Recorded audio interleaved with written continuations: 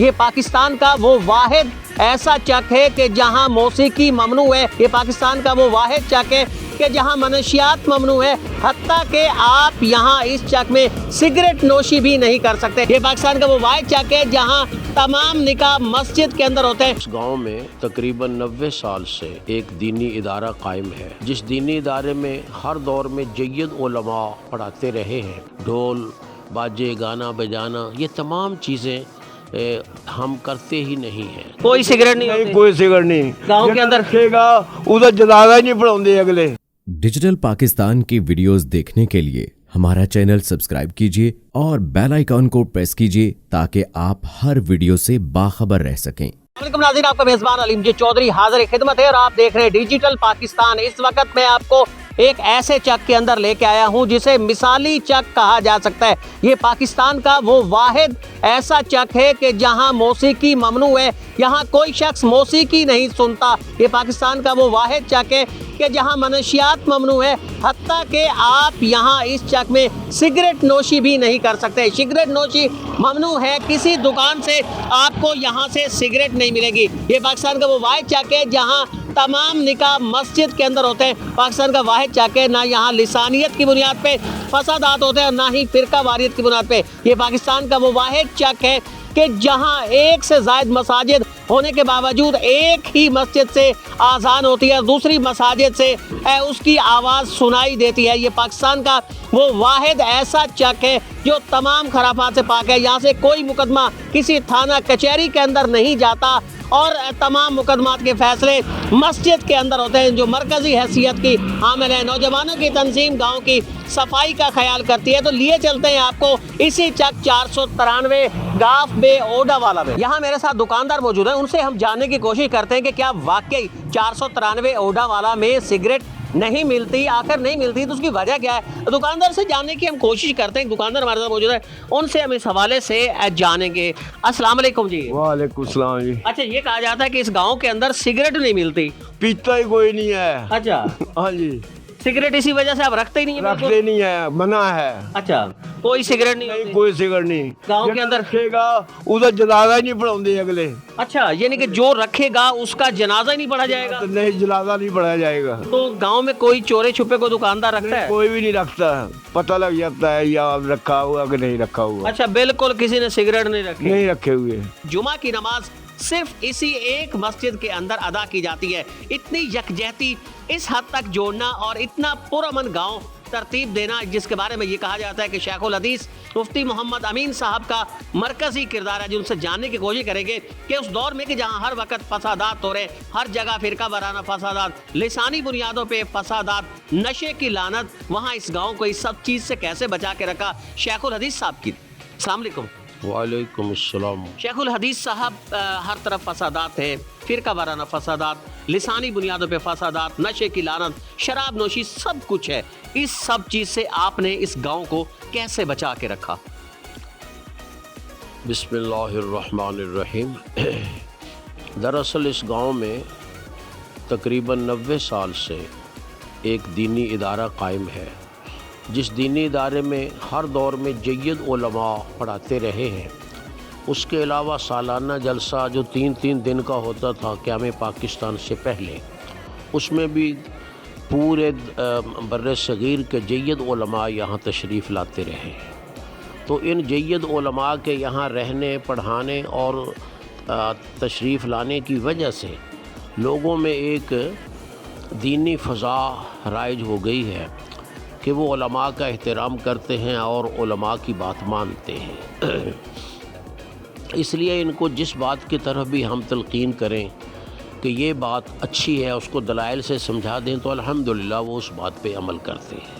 کہا یہ جاتا ہے کہ بڑی تعداد کے اندر نمازیوں کی ہوتی ہے مسجد میں، واقعی ایسا ہوتا ہے؟ ہاں بالکل ایسے ہی ہے الحمدللہ۔ جمعے کے دن تو یہاں جگہ بھی نہیں ملتی ہے اتنی زیادہ، حالانکہ مسجد کافی وسیع ہے اور یہ ادھر بھی توسیع پھر بھی یہ سب جگہ بھر جاتی ہے، لوگوں کو دقت پیش آتی جگہ تلاش کرنے میں۔ پورے پاکستان میں یہ دیکھا گیا ہے کہ جتنے بھی قبرستان ہیں وہاں قبریں ہوتی ہیں، پختہ قبریں ہوتی ہیں، کہیں کچی بھی مل جاتی ہیں لیکن پختہ قبریں ہوتی ہیں۔ پاکستان کا یہ واحد ایسا گاؤں ہے، ایسا چک ہے جہاں ایک بھی پختہ قبر نہیں ہے۔ اس کی وجہ ایک تو یہی ہے کہ یہاں دینی فضا ہے اور دینی لحاظ سے منع ہے قبر کو پکا کرنا یا قبر کے پہ کتبہ لگانا۔ اس لیے دوسری بات یہ کہ یہ پورے چک کا مسلک اہل حدیث ہے، قوم بھی ایک ہے، جٹ ہیں سب، یہ تمام لوگ جٹ ہیں جو ذمہ دار ہیں اور اہل حدیث ہیں۔ تو اس لیے اس دینی فضا کے موجودگی میں کسی شخص کو یہ خیال ہی نہیں آتا کہ کوئی پکی قبر بنائے یا کتبہ لگائے یا اپنے لیے جگہ مخصوص کرے، بلکہ ترتیب کے ساتھ قبریں بنتی ہیں، جس کا نمبر آ گیا بس اس کی قبر بن جائے گی۔ اس لیے ہمارا قبرستان الحمدللہ پکی اینٹوں سے، کتبوں سے بالکل محفوظ ہے۔ ہر گاؤں میں دیکھا گیا ہے، ہر شہر میں، ہر قصبے میں کہ کہیں نہ کہیں کوئی شراب نوشی بھی کرتا ہوگا، منشیات کا استعمال بھی کرتا ہوگا۔ آپ سگریٹ بھی نہیں پینے دیتے ہیں؟ اصل بات یہ ہے کہ سگریٹ نشے کی بنیاد ہے۔ جو شخص نشہ کرتا ہے وہ سگریٹ ضرور پیتا ہے، اور جو شخص سگریٹ نہیں پیتا وہ کبھی بھی نشے کے قریب نہیں جائے گا۔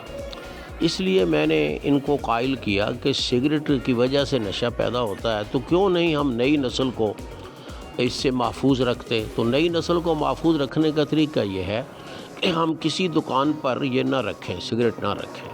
تو الحمدللہ لوگوں نے خوشی سے اس بات کو قبول کیا، دکانداروں نے بھی، ان کی دکانداری بہترین چل رہی ہے، انہوں نے قبول کیا کہ ہم سگریٹ نہیں رکھیں گے، کوئی نشہ آور چیز یہاں نہیں رکھیں گے، کہ کم از کم بچے جو چھوٹی نسل ہیں یہ تو محفوظ رہیں۔ چلو بڑے تو باہر جاتے ہیں، ہو سکتا ہے باہر سے کوئی چیز لاتے ہوں سگریٹ وغیرہ، لیکن اس گاؤں میں، گاؤں کے اندر تو سیٹ نہ ملے۔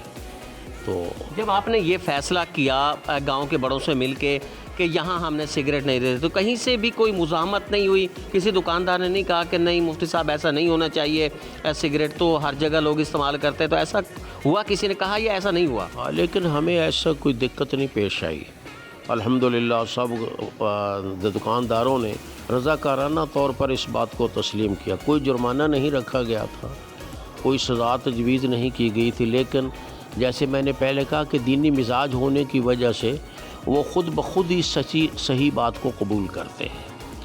یہ بھی کہا جاتا ہے کہ نوجوانوں کی ایک ایسی تنظیم یہاں کام کرتی ہے کہ جو گاؤں کی صفائی کے تمام نظام کو خود سنبھالتی ہے نوجوانوں کے۔ ہاں بالکل ایسا ہے، اور وہ بغیر کسی تنخواہ کے ہیں، کوئی تنخواہ نہیں ہے، شوق کی وجہ سے۔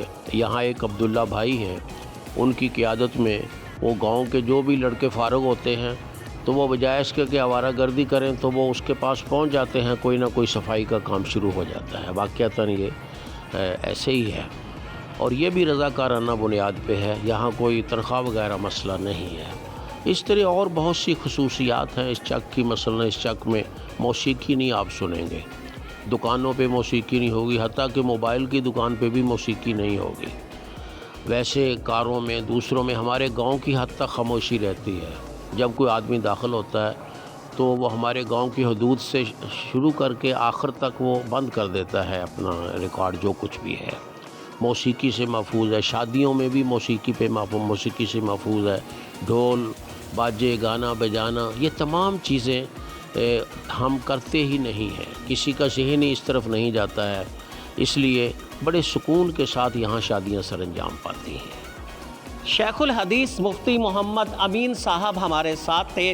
اس گاؤں کو ان کی وجہ سے بدلہ آ گیا، یہ گاؤں بدل گیا۔ ان کا یہ کہنا ہے کہ یہ وہ واحد گاؤں ہے کہ جہاں موسیقی نہیں ہوتی۔ اس گاؤں کے اندر نہ گاؤں کے رہنے والے یہاں موسیقی کا استعمال کرتے ہیں، موسیقی کے وہ شوقین ہیں، بلکہ اگر اس گاؤں کے اندر کوئی بیرونی شخص بھی آتا ہے تو اس گاؤں کے احترام کی وجہ سے یہاں موسیقی بند کر دیتا ہے۔ یہاں کی شادی بیاہ میں بھی موسیقی کا استعمال نہیں ہوتا۔ پاکستان کا یہ منفرد ترین گاؤں جس کو اس وقت شیخ الحدیث مفتی محمد امین صاحب کی سرپرستی حاصل ہے، پورے پاکستان کے لیے، پوری دنیا کے لیے ایک ماڈل کی حیثیت رکھتا ہے، اور تمام گاؤں کاش کے ایسے ہو جائیں۔ اپنے میزبان علیم جے چودھری کو اجازت دیجیے، اللہ نگہبان۔